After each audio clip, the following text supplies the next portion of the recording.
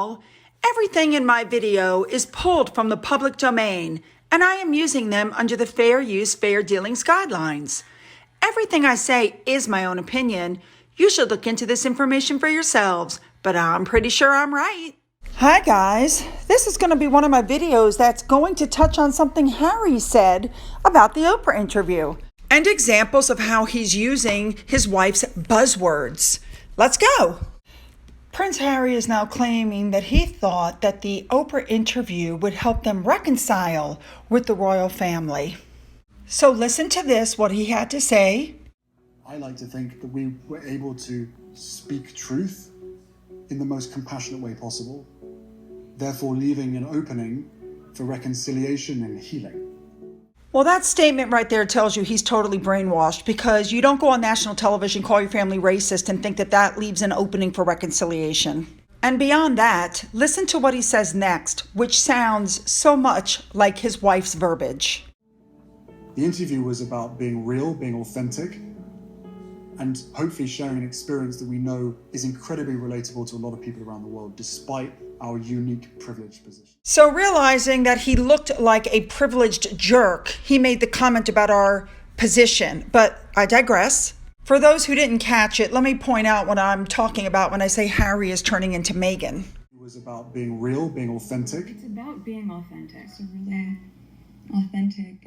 And just to show you how much Harry's wife had invested in this statement that Harry put out, please look at the last 3 lines about the ripple effect. You don't have that ripple effect unless the ripple effect. And true to it's not about us, it's the ripple effect. That alone creates a ripple effect for your entire... You guys, Candace Owens said it best. Prince Harry is in an emotionally abusive relationship, and his wife has groomed him to believe that she is his mother reincarnate, only this time he has the chance to save her. What have I been saying all along? Moving on. In Harry's full statement, he stated that his mother was a fabulous woman who dedicated her life to service. He knew how important she was to the people, but then he made this statement. Sharing the grief of my mother's death with the world. So this is my mum. You never even met her. So essentially, he's mad that everybody loved his mother and was grieving for his mother. How dare they? The more he talks, like I'm telling you, the man needs to shut up.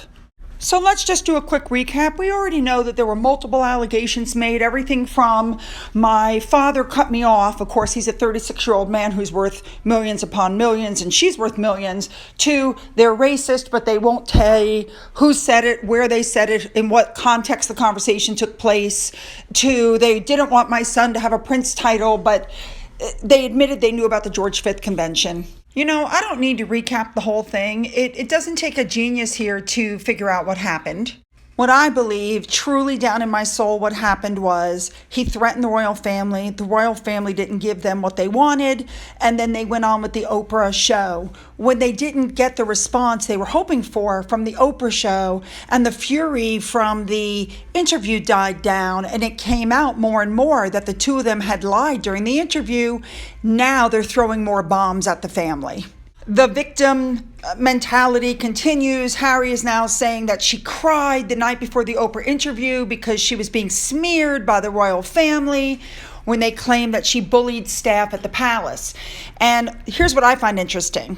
Knowing that the palace brought in an external law firm to do the investigation, and knowing that there could be no information released until the investigation was over, they still sent a letter to Buckingham Palace demanding to know who was making those allegations, and I believe Buckingham Palace refused to give them that information. If anything, she was probably crying because she realized her house of cards was about to come crumbling down. Anyway, going back to Harry, so now you know that he's picked up all her mannerisms, he's picked up all her buzzwords.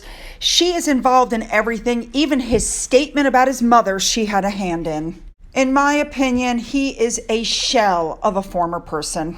And I seriously don't understand how he honestly thought that going on national television and telling everybody his family was racist was going to somehow reconcile him with his family. Maybe he threw that in there as a way of trying to get them to get in touch, because it's pretty obvious at this point that they've cut all communication with him. Well, you reap what you sow.